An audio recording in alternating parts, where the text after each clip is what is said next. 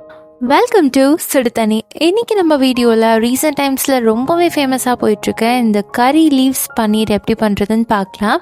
இதை என்னோடய ஸ்டைலில் என்னோடய டேஸ்ட் ப்ரிஃபரன்ஸ்க்கு நான் பண்ணியிருக்கேன். ரொம்ப டேஸ்ட்டாக வந்துச்சு. இதோட இன்க்ரீடியன்ஸை நான் டிஸ்கிரிப்ஷன் பாக்ஸில் கொடுக்குறேன். இப்போ வாங்க சேர்ந்து சமைக்கலாம். ஃபர்ஸ்ட் இதுக்கு ஒரு மிக்சியில் 4-5 கொத்து கருவேப்பிலை சேர்த்துக்கலாம். இது சுமாராக ஒரு 25-30 இலை இருக்கும். நல்லா வாஷ் பண்ணிட்டு சேர்த்துக்கோங்க. இதோட ஒரு மீடியம் சைஸ் வெங்காயம் ஒன்று சேர்த்துக்கலாம். அதோட 3 பல் பூண்டு, ஒரு பச்சை மிளகாய், 1/4 டீஸ்பூன் உப்பு சேர்த்துட்டு இதை நல்லா தண்ணி விடாமல் அரைச்சிக்கோங்க. வெங்காயத்தில் இருக்க தண்ணியே போதுமானதாக இருக்கும். இப்போ இது ரெடியாக இருக்குது. இது ஒரு பிளேட்டில் சேர்த்துக்கலாம். இப்போ இதில் நம்ம பன்னீரை சேர்த்து நல்லா மேரினேட் பண்ணிக்கலாம். இது கருவேப்பிலை பன்னீர் அப்படிங்கிறனால கருவேப்பிலை நிறைய சேர்க்கணுன்ட்டு இல்லை. அந்த ஃப்ளேவர் கிடைச்சா போதும். ஓவராக கருவேப்பிலை டேஸ்ட் பண்ணாலும் சாப்பிட முடியாது. அது பேலன்ஸ்டாக இருந்தால் தான் நல்லாயிருக்கும். ஸோ இந்த அளவில் நீங்கள் சேர்த்துக்கோங்க.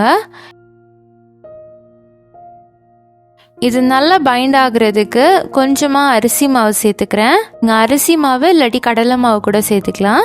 1-2 டீஸ்பூன் சேர்த்துட்டு நல்லா மிக்ஸ் பண்ணி விட்டுருங்க. இப்போ இது நல்லா கோட்டாயிருக்கு. இது இருக்கட்டும். ஒரு 15 மினிட்ஸ் அப்படியே வச்சுருங்க. அடுத்து ஒரு கடாயில் நம்ம ஒரு பொடி ரெடி பண்ணிக்கலாம்.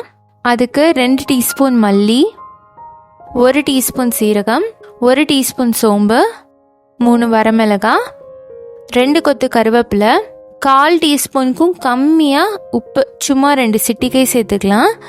சேர்த்துட்டு நல்லா வறுத்துக்கோங்க. இது கரிஞ்சிடக்கூடாது.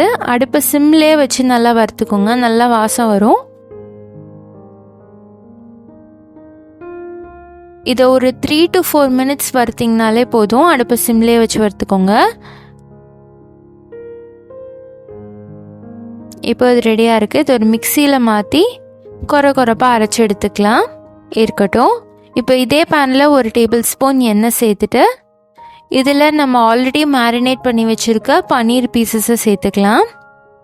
இதை எல்லாத்தையுமே நல்லா ஸ்லோ குக் பண்ணுங்கள். அப்போ தான் நல்லா ப்ரௌனிஷாக வரும். அதே சமயம் நல்லா ரோஸ்ட் ஆகிருக்கும். மிச்சம் இருக்க அந்த பேஸ்ட்டை நம்ம இது மேலே கொஞ்சம் அப்ளை பண்ணிக்கலாம்.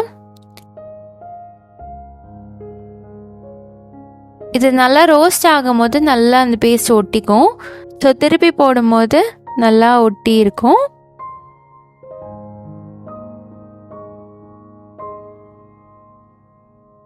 ரெண்டு சைடும் நல்லா குக் பண்ணி எடுத்துக்கோங்க.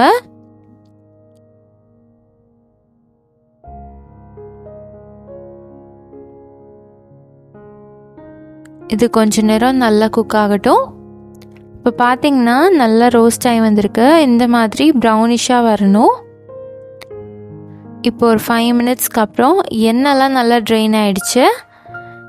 பன்னீரும் நல்லா சாஃப்டாக குக் ஆகிருக்கு. அவ்வளோதான். இது ஒரு பிளேட்டில் மாற்றிடலாம். இப்போ இதை எடுத்ததுக்கப்புறமா நம்ம ஆல்ரெடி பவுடர் பண்ணி வச்சுருக்க அந்த மிக்ஸை இதில் தூவி விட்டுடலாம். அதுதான் நல்ல ஒரு டேஸ்ட் அண்ட் ஃப்ளேவர் கொடுக்கும். இது கறி லீவ்ஸ் பன்னீருங்கிறனால எதுலேயுமே அதிகமான கருவேப்பிலை யூஸ் பண்ணாதீங்க. அது டேஸ்டே கெடுத்துரும். நீங்கள் மினிமலாக யூஸ் பண்ணோம். அதே மாதிரி அதுக்கு நல்ல ஃப்ளேவர் இருக்கனால உங்களுக்கு நல்லாவே தூக்கி கொடுக்கும். இந்த சூப்பரான ரெசிபியை நீங்களும் ட்ரை பண்ணி பாருங்கள். ஈவினிங் டைம் ஸ்நாக்ஸாக சாப்பிடலாம். ரொம்பவே நல்லாயிருக்கும். இந்த ரெசிபியை ட்ரை பண்ணி பார்த்துட்டு எப்படி இருந்துச்சுன்னு சொல்லி கமெண்ட்டில் சொல்லுங்கள். இந்த வீடியோ உங்களுக்கு பிடிச்சிருந்தா லைக் பண்ணுங்கள். சுடுதண்ணி சேனலை சப்ஸ்கிரைப் பண்ணுங்கள். தேங்க்யூ.